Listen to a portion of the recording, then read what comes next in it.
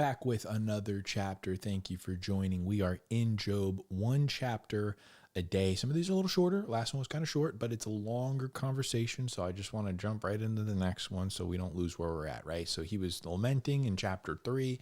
In chapter 4, his friends are like, look, we know God doesn't just throw this stuff on anybody, right? Don't throw it on good people. Good people don't suffer. So you're suffering badly. So what'd you do? Right? That's kind of what they're getting at, but there's more to what they're saying. So let's jump right into the rest of what they're saying in chapter 5. Pull it up. Here we go. Call now. This is still them speaking. Call now. Is there anyone who will answer you? And to which of the holy ones will you turn? For anger slays the foolish man, and jealousy kills the simple. I have seen the foolish taking root, and I curse in his abode immediately. His sons are far from safety. They are even oppressed in the gate, and there is no deliverer. His harvest, the hungry devour, and take it to a place of thorns. And the schemer is eager for their wealth. For affliction does not come from the dust, nor does trouble sprout from the ground. For man is born for trouble as sparks fly upward. But as for me, I would seek God, and I would place my cause before God, who does great and unsearchable things, wonders without number. He gives rain on earth and sends water on the fields.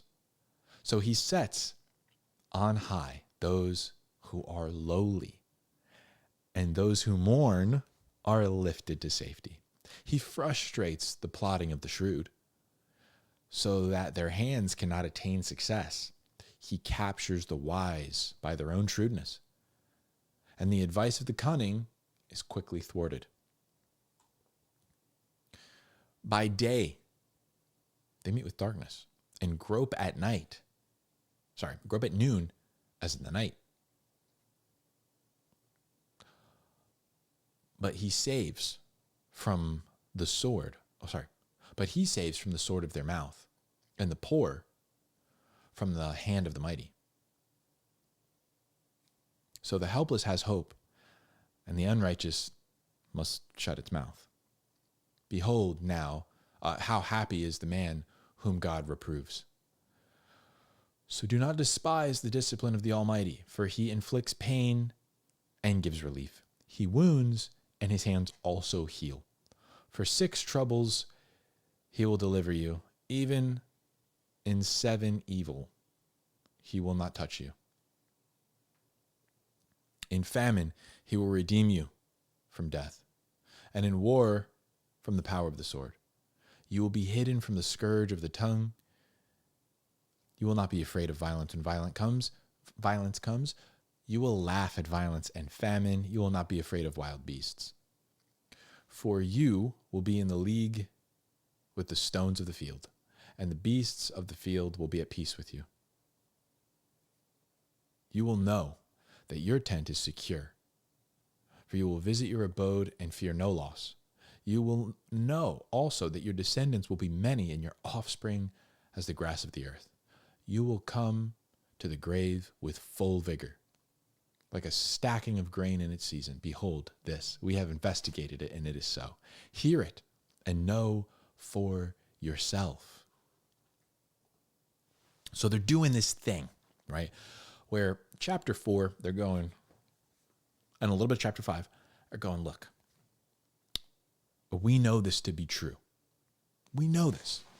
You must have done something. But fear not.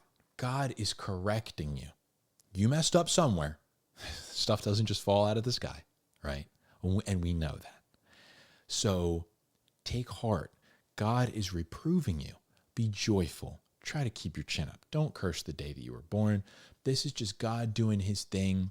He's trying to prune you a little bit. You must have gotten pretty off somewhere.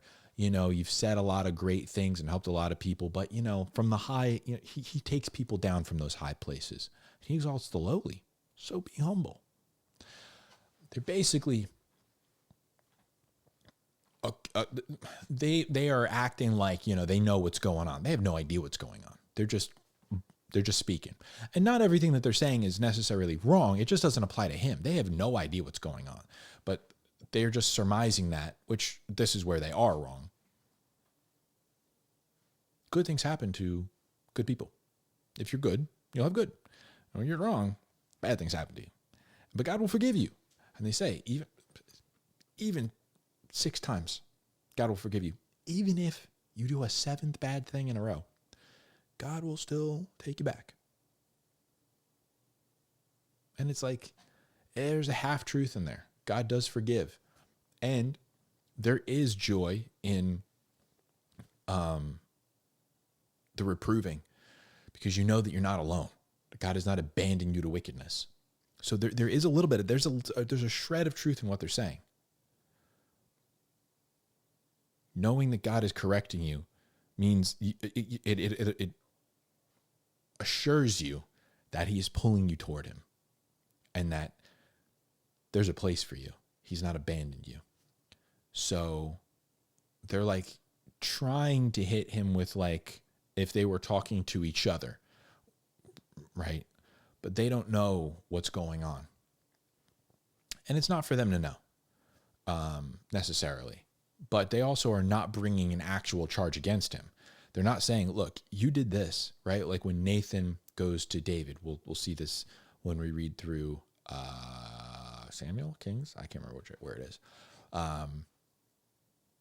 Nathan comes before David and he brings a charge against him, tells him a little parable, and David's like, oh my gosh, we got to kill that guy. And he's like, you're the guy.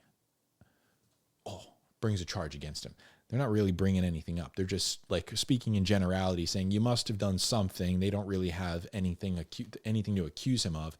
And then now there's, they're trying to be like, but like, cheer up. So I believe in the next chapter, we're going to get into Job's response to them. And he's none too pleased. Spoiler alert. With all the suffering, and then you get an accusation like you must have done something wrong. Like you deserve this.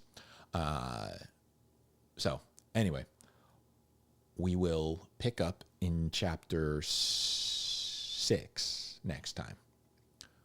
Thanks for watching. Read your Bible.